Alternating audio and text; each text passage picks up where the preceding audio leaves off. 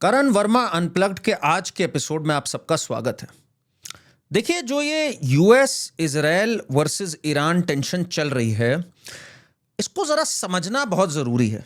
Media पे और हर जगह पे जिस तरह से बातें हो रही, कोई एक खेमा ले लेता है, कोई दूसरा खेमा ले लेता है, सेंसेशनलिज्म की बातें करने लग जाता है, इससे कोई सेंसिबल बातचीत हो नहीं पा रही है। तो मैंने कहा आज मैं आपसे डायरेक्ट जुड़ता हूं। कुछ मिथ्स जो एक आम आदमी को होते हैं, और स्पेशली मैं अगर बात करूं जियो पॉलिटिक्स की, उस बारे में हर आदमी को विस्तार से ज्ञान नहीं होता। तो मैंने सोचा कि एक तो मैं जो बेसिक लेवल है वो भी थोड़ा समझाऊं इस पे, और साथ में एक ऑब्जेक्टिव बात करूं। क्योंकि अगर आप खेमेबाजी में लग जाएंगे और बात बात पे ये ऐसा कह रहा है तो कांग्रेस ऐसा कह रहा है, भाई कांग्रेस तो है ही महामूर्ख, मैं कांग्रेस की तो बात ही नहीं कर रहा। बट यहां हमें ऑब्जेक्टिवली समझना जरूरी है कि क्या कोई खेमा है या हमारा ही खेमा है, क्या है ये जो पूरी चीज चल रही है। तो एक बात तो समझ लीजिए, पहले दिन जो ये खोमेनी को खत्म कर दिया गया, उसके बाद जो हमला हुआ, 40-45 लोग टॉप के चले गए, इसके बाद भी ये युद्ध नहीं खत्म होने वाला। और ये मैंने पहले ही कह दिया था, ये कोई एक वीकेंड वॉर नहीं है जो खत्म हो गई कि हमला किया और वेनेजुएला में जिस तरह से मडूरो को उठा ले आए थे ये लोग, वो वैसे टाइप की बिल्कुल चीज नहीं है। ये ऐसी एक रिजीम है जो आसानी से नहीं बदलने वाली। सड़क सड़क पर लड़ाई होगी। 31 प्रोविंस या स्टेट में कहूं अगर ईरान है, मोजाइक स्ट्रक्चर है जहां पर सब जगह अपनी अपनी एक गार्ड है, अपना अपना एक कमांड सिस्टम है, इसलिए ये नहीं खत्म होने वाली इतनी आसानी से। ये सबसे पहला मिथ जो मैं आपको बता दूं। अच्छा, अब इसमें कई लोगों ने कहा अरे हमारे को कंडेम करना चाहिए था इसको, ईरान में ये हुआ, भारत ने एक बार कंडेम तक नहीं किया। कोई जरूरत नहीं थी कंडेम करने की, मेरे हिसाब से बिल्कुल कोई जरूरत नहीं थी। भारत ने वो जरूर कंडेम किया जब ईरान ने हमला किया सऊदी अरेबिया और यूएई और इन सब पे, वो जरूरी था। अब मैं आपको बताता हूं क्यों ये मेरा मानना है। देखिए, सबसे पहले तो हम यहाँ कोई मॉरल पुलिसिंग के लिए नहीं बैठे हैं, हम यहाँ अपना राष्ट्र हित देखने के लिए बैठे हैं। इस बात को पूर्णतः स्पष्ट कर लीजिए आप। मैं बिल्कुल मानता हूं, मुझे भी पता है ये बात कि खोमेनी जो था वो कोई बहुत वो नहीं था, कोई बहुत प्रीस्टली आदमी नहीं था। होगा उसका कुछ लोगों का मानना कि वो रिलीजियस लीडर था, ये था, वो था रिलीजियस लीडर, बट उसकी एंटी इंडिया पोजीशंस मैं बड़े अच्छे से जानता हूं, ठीक है ना। Hashtag Indian Muslims in danger, इसने ये दिल्ली राइट्स के बाद चलाया था। इसने ये भी चलाया था सीएए के बाद कि भारत में मुसलमानों पे क्या हो रहा है। 370 में भी इसने अगेंस्ट पोजीशन ली। मुझे ये पूरी तरह पता है बात, ठीक है। एक और मिथ ये है कि लोगों का कहना है अरे ये तो मुस्लिम पूरी उम्मा खड़ा हो जाएगा इसके खिलाफ। 57 ओआईसी के जो देश हैं उसमें से गिनती के 5 नहीं खड़े हुए जो ईरान के साथ हुआ। और ये हमारे लखनऊ के और ये सब चाहते हैं कि भाई हमें मौका दो, हम जाके जालिम डोनाल्ड ट्रंप पे हमला करके आएंगे। इनकी तो पहले फुर्सत में टिकट कटाओ। पर जरा समझने की हमें जरूरत है, ये कोई मुस्लिम उम्मा की लड़ाई वर्सेस मुस्लिम वर्सेस नॉन मुस्लिम है ही नहीं। यहां तो मुस्लिम वर्सेस मुस्लिम चल रहा है भाई। ईरान ने सबसे पहले हमला किस पे किया? सारे गल्फ नेशंस पे। क्या है? वो भी मुस्लिम है। वो सऊदी अरेबिया वगैरह कह रहे हैं इनको खत्म करो सबसे पहले। तो ये क्या शिया सुन्नी है? शिया सुन्नी भी कंप्लीटली नहीं है। क्यों? क्योंकि यहां पे जो शिया हैं उनकी हिपोक्रेसी मैं बताता हूं। हमारे देश में ये मातम मनाने लग जाते हैं जब ईरान में हुआ ऐसा। पाकिस्तान जो रोज वहां शिया मार रहा है, तब इनकी कान पे चूं नहीं रेंगती, कुछ नहीं बोलते ये। जब यमन में मारे जाते हैं तो इनको कोई फर्क नहीं पड़ता, जब चाइना में मारे जाते हैं तो इनको नहीं फर्क पड़ता। और ये पाकिस्तान तो ऐसा गजब का फंसा है इस पूरे में, पाकिस्तान के यूएस की एम्बेसी में पहुंच गए ये सब कहने कि अरे खुमैनी साहब को कैसे मार दिया। इन्हें पड़े जूते, 15 से 20 तो मर भी गए इनके। एक तरफ ये सऊदी अरेबिया के साथ पैक्ट साइन करके बैठे हैं कि अगर सऊदी पे हमला हुआ हम सेना भेजेंगे।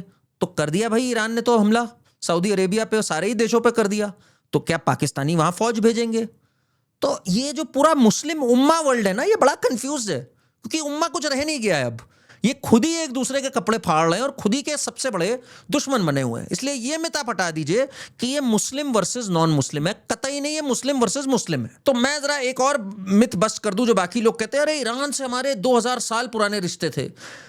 ऐसा है, नादिर शाह के टाइम पे अगर हम चले जाएंगे, जो जेनोसाइड्स हुए हैं हमारे साथ, और अगर हम रीसेंट हिस्ट्री की बात करें, 1965 के युद्ध में ये खड़े थे पाकिस्तान के साथ, 71 में पाकिस्तान के साथ खड़े हुए थे। इसलिए हम इस पे ना जाएं। और अभी दिल्ली राइट सीएए में भी पाकिस्तान के हित में इन्होंने बात करी थी, इसलिए इस पे हम बिल्कुल भी ना जाएं। अब मैं इसकी दूसरी बात करता हूं। अब अगर कोई ये कहता है कि अरे ये तो था ही जालिम, मान लिया जालिम था, यूएस इजराइल बिल्कुल सब सही कर रहे हैं, हम उनके खेमे में हैं, हर चीज सही कर रहे हैं, आप भी गलत बोल रहे हो। और वहीं मैं आपसे आज डायरेक्ट जुड़ना चाहता हूं। हमारी जो नेवल एक्सरसाइज थी ईरान के साथ, ईरान की एक नेवी आई हुई थी, पूरी नेवी की एक वॉरशिप आई थी IRS डेना नाम से। उसको हमारे प्रेसिडेंट ने भी रिसीव किया, सल्यूट किया उन्होंने, और साथ में एक मिलन करके नेवल एक्सरसाइज हुई। उस एक्सरसाइज से जब ये वॉरशिप लौट रही थी, एंड अपेरेंटली इसमें कोई एम्यूनिशन नहीं थी, मुझे पता है ये इंडियन वाटर्स में नहीं थी, इंटरनेशनल वाटर्स में पहुंच चुकी थी, पर यूएस ने इसको ड्राउन करा दिया। अब पहली बात तो ये बहुत ही घटिया और बुलिंग वाली हरकत करी यूएस ने। कोई जरूरत नहीं थी, एक शिप जो आपसे वॉर में भी नहीं इंगेज्ड है उसको आप गिराते हो। लोग ये कह रहे हैं कि हमारा क्या लेना देना भाई, उस पर चला गया। हमारा लेना देना है, क्योंकि ये शिप वहां ना होती अगर भारत ने न्योता देके इसको यहां ना बुलाया होता। मैं इस कमेंट्री में ही नहीं जाना चाहता कि इस्लामिक एक रजीम रही है ईरान में, ईरान जालिम है, मुझे पता है ये बातें।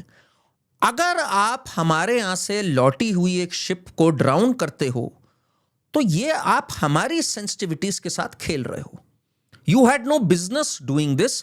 मैं नहीं कहता कि कांग्रेस पार्टी की तरह आंख दिखाना चाहिए हमें और ये करना चाहिए। कांग्रेस वाले तो मूर्ख हैं, ठीक है ना। कांग्रेस वाले तो उन के साथ मिले हुए हैं जो कहते हैं हम जाएंगे लखनऊ में, जो शिया ग्रुप से हम जाएंगे लड़ने ईरान से। भैया जाओ, उनको तो पहली टिकट दो।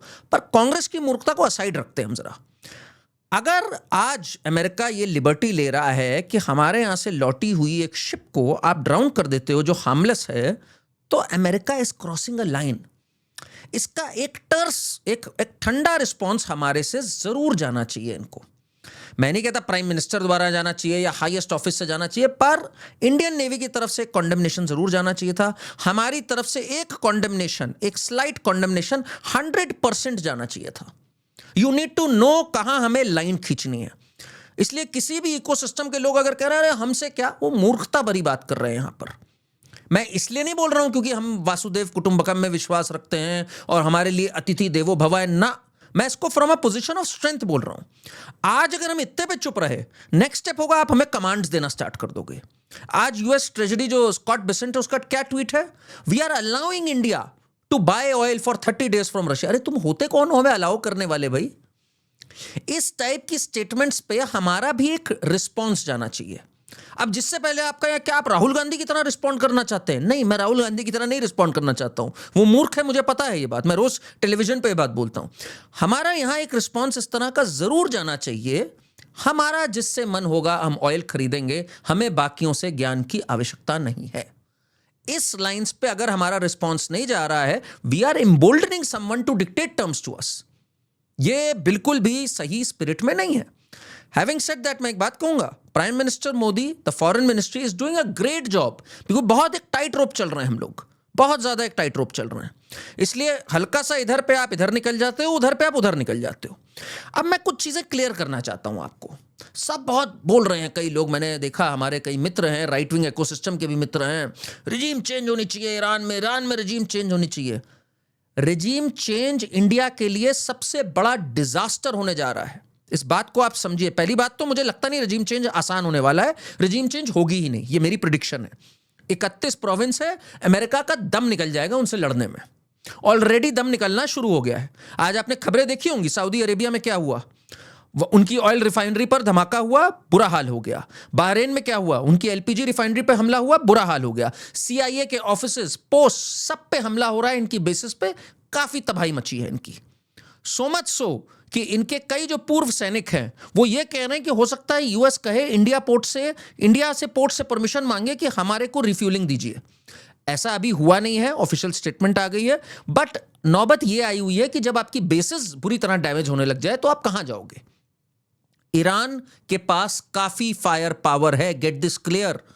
हजारों मिसाइल्स, हजारों लाखों ड्रोन्स लेकर बैठी हुई है Iran.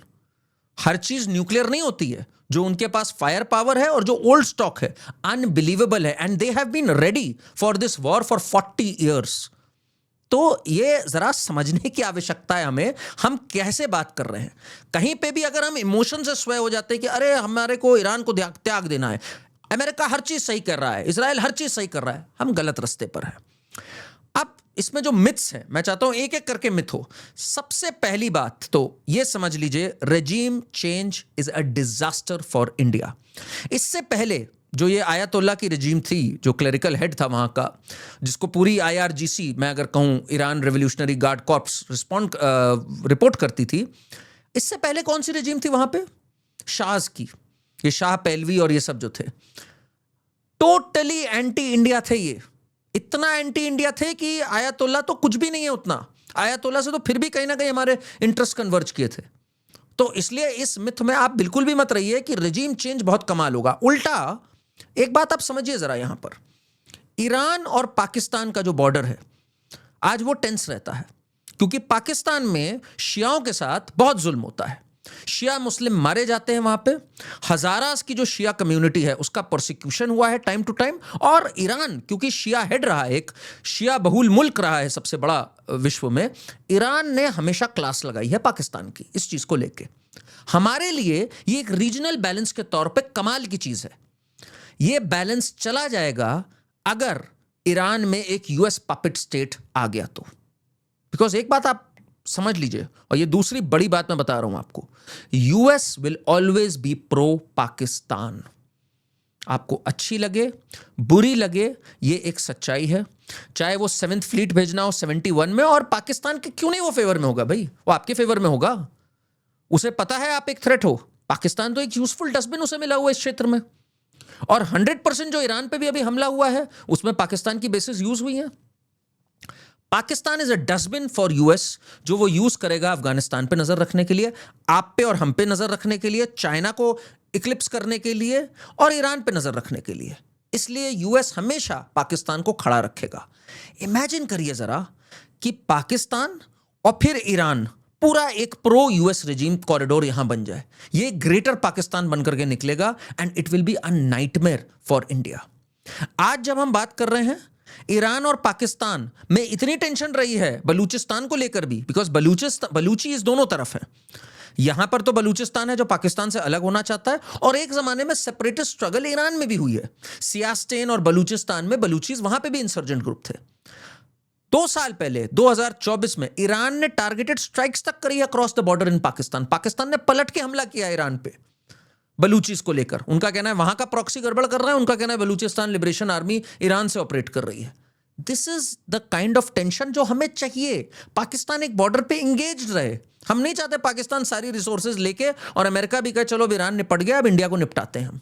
That is the last thing that India needs. और एक और मिथ बिल्कुल अपने दिमाग से निकाल दीजिए, no matter what the analyst says and no matter what the media shows, because media तो ऐसी ऐसी खबरें चला रहा है कि उस पर कम ही बोला जाए तो बेहतर है।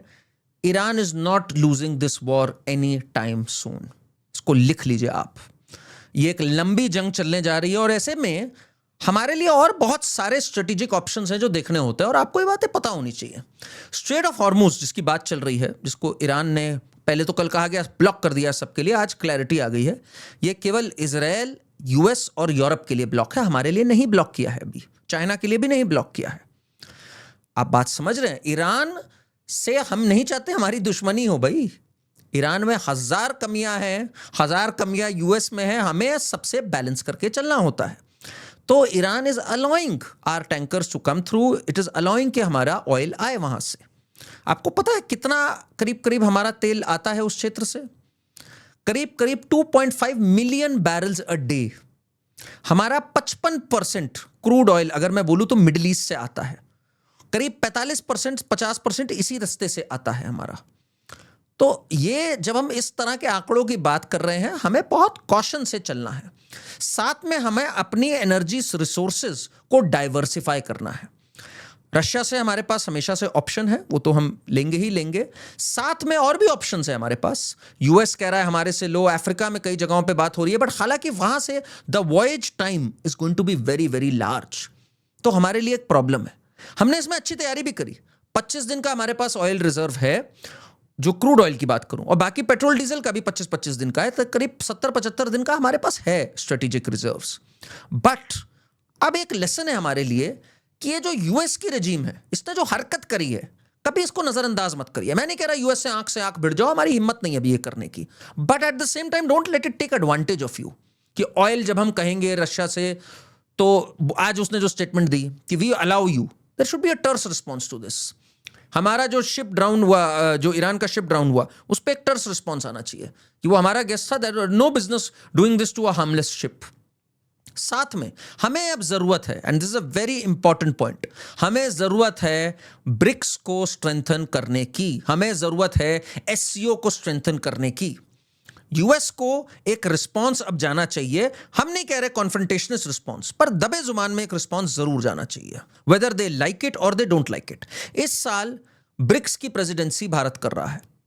साल के आई थिंक लेटर हाफ में एक बहुत बड़ा समिट होगा। इंडिया कह रहा है it's a continuation of the G20 presidency that India had. Let that be a grand show. देखिए, एक बात कही जाती है कि फॉरेन पॉलिसी जो होती है वो होती है एक आयरन फिस्ट हो पर एक वेलवेट ग्लव में हो। मतलब आप मुक्का भी मारो पर प्यार से मारो, एक मखमले दस्ताने के अंदर। वही हमें करना है। हमने मना कर दिया हम डी डॉलराइजेशन नहीं कर रहे हैं, but at the same time हमें डॉलर से हटके पोजीशन बाकी करेंसीज में, जैसे यूरो हो गए और भी करेंसी हो गए, और गोल्ड में बढ़ानी चाहिए। यूएस ट्रेजरी बॉन्ड्स जो हमारे पास थे, जो 2023 में ऑल टाइम हाई थे, हमें उनको कम करना चाहिए। एक मैसेज जाने दो यूएस को, हाँ हम हर चीज आपके हिसाब से नहीं चलेंगे, हम ओपनली डिक्लेयर नहीं कर रहे, पर हम नहीं चलेंगे, क्योंकि यूएस की जो दादागिरी है अनबिलीवेबल है इस समय जो चल रही है। B it Venezuela, B it what happened in Iran, B it जो इंडिया पे 50% टैरिफ्स लगा दिए। किस बात पे आपने 25% लगाए थे भाई रशिया से ऑयल लेने के लिए, जबकि हमारा ही रिफाइंड तेल आप यूज कर रहे थे। शर्मनाक था वो। इसलिए इससे लेसन्स लेने की जरूरत है। हम लड़ाई तो नहीं कर सकते, बट एक टर्स रिस्पॉन्स हर जगह कर सकते हैं। साथ ही साथ इजराइल की जहां तक बात आती है, कई लोग आजकल मंत्र मुग्ध हो गए हैं इजराइल के ऊपर।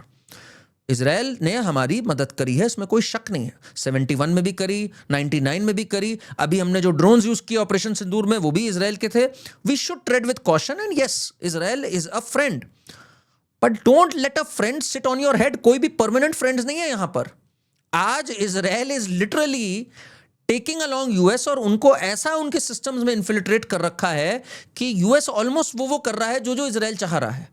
हमें ऐसा पपेट किसी का भी कभी नहीं बनना है। इसलिए जो भी हम इजराइल से सुन रहे हैं ना, कि अगर हम मंत्रमुग्ध हो रहे, we need to weigh that with caution. हर चीज हमें इजराइल की भी नहीं करनी है, हर चीज हमें इनकी भी नहीं करनी है। द वन नेशन जिसको हमें इस समय सबसे करीब रखना है, that is Russia. Russia needs to be treated well right now, and हमारी इस समय this is not a good time for us to have tension with China, because China बहुत प्रेशर में है। आपको ये बात क्लियर होनी चाहिए, and that is another myth I want to bust. अगर लोगों को लग रहा है ईरान न्यूक्लियर हो रहा था इसलिए यूएस ने हमला कर दिया, कुछ लोग कह रहे हैं एप्स्टीन फाइल से डिस्ट्रैक्ट करने के लिए यूएस ने हमला कर दिया, ना। यूएस ने हमला दो वजह से किया है। सबसे पहली बात, चाइना इन्फ्लुएंस को खत्म करने के लिए। चाइना जो तेल वेनेजुएला से ले रहा था, ईरान से ले रहा था, यूएस ने उसके ऊपर भट्टा बिठा दिया। पहले वेनेजुएला पे हमला किया और फिर ईरान पे हमला किया। और दूसरी सबसे बड़ी चीज यूएस के लिए, US is swayed by Israel a lot. Israel के लिए ईरान एक एग्जिस्टेंशियल थ्रेट है। ईरान कई बार ये बात बोल चुकी है कि हमें इजराइल खत्म चाहिए, इजराइल को एग्जिस्ट करने का हक ही नहीं है। तो इजराइल ने बड़े स्मार्टली ये नैरेटिव को भी फर्दर किया और ये बात भी बनाई कि भाई इसको हमला करो, बेस्ट चीज है, let's join forces and destroy Iran. हमारे इनसे इंटरेस्ट अलग है। हमारे को ये पूरा गल्फ रीजन जो है ये भी बहुत वाइटल है। हमारे लिए ईरान में यही रेजिम रहे ये बहुत वाइटल है, ताकि पाकिस्तान चेक में रहे। इसलिए we should not take sides. Having said that, we should take our side. Our side में अगर कभी अमेरिका से टर्स बात करनी हो वो करनी चाहिए। ईरान में जो ये नेवी गिरी है इस पर कॉन्डेमनेशन तुरंत जाना चाहिए था। वो गया या नहीं गया अभी तक, मेरे ख्याल से अभी तक तो नहीं गया। हमारी नेवी ने रेस्क्यू ऑपरेशंस में मदद करी, ये एक थोड़ी हार्टनिंग चीज है, बट एक स्टेटमेंट बड़ी जाने की जरूरत थी, वो गई नहीं है। बॉटम लाइन अगर मैं बोलूं, इस पूरी चीज के बाद हमें याद करना चाहिए 2021-22 में क्या क्या कहा जा रहा था, स्पेशली इस कांग्रेस स्टूपिड इकोसिस्टम ने जो कहा था। मुझे याद आता है 2021 में जब तालिबान पावर में आई थी, सब ने क्या कहा था, अरे इंडिया तो बर्बाद हो गया, इंडिया ने तो अशरफ गनी पे इन्वेस्ट कर रखा था, इंडिया तो वहां पर पूरी अलग रेजिम चाह रहा था। पाकिस्तान वाले भी हंस रहे थे, कांग्रेसी भी हंस रहे थे। हुआ क्या? हमने तालिबान से दोस्ती करके आज जो करवाया है उस क्षेत्र में, मैं ना ही बोलूं तो अच्छी बात है। हमने दोस्ती करी सही समय पे तालिबान से। तालिबान आज एंटी पाकिस्तान है, पाकिस्तान का बैंड बजा रखा है अफगानियों ने। अभी उनका नूर खान एयरबेस भी ठोका उन्होंने। स्मार्टनेस। ये नहीं हमने सोचा जो आजकल के यहाँ के लोगों में अचानक से जाग जाता, अरे तालिबान तो महिलाओं को पढ़ने नहीं देते, मुझे पता है जालिम रजीम है, मुझे पता है Islamic terrorism is the biggest threat, मुझे ये सारी कहानियां पता है, but we needed Taliban at that time and we use them for our purpose. ये सबसे बड़ी बात होती है। 2022 में क्या हुआ था जब रशिया ने यूक्रेन पे हमला किया, राहुल गांधी, शशि थरूर, ये सब क्या कह रहे थे, मनीष तिवारी, अरे यूएन सिक्योरिटी काउंसिल में रशिया के अगेंस्ट रेजोल्यूशन पास करो। हम एब्सेंट हो गए जब उस पर वोटिंग चल रही थी। बाद में उन्होंने मजाक उड़ाया हमारे एब्सेंट होने का। 1-1.5 साल बाद क्या कहा राहुल गांधी ने, बिल्कुल सही किया। शशि थरूर ने क्या कहा, I have cake egg on my face, India was right in dealing with both Russia and Ukraine. तो the prime minister was correct on both those occasions. I just want आज भी वो एक करेक्ट पोजिशंस लें और US को time to time response भी दें। आई एम नॉट सेइंग हम वॉर में ड्रैग हो जाएं, आई एम नॉट सेइंग हम डी-डॉलराइजेशन का ओपन घोषणा करें, but side by side I loved it जब हम, अरे एक वो पिक्चर आई थी रशिया इंडिया चाइना की साथ में एससीओ के टाइम पे। इस समय जो ये 2 स्टेटमेंट्स आई हैं ऑयल को लेकर और शिप ड्राउनिंग को लेकर, हमारा एक रिस्पॉन्स बिल्कुल जाना चाहिए। आप हमें बताइए और कोई सवाल हो आपके इससे संबंधित। वीडियो बड़ी मेहनत से बनता है, इसको हाइप करिए, लाइक करिए, कमेंट करिए, शेयर करिए and do subscribe to the channel. Thank you.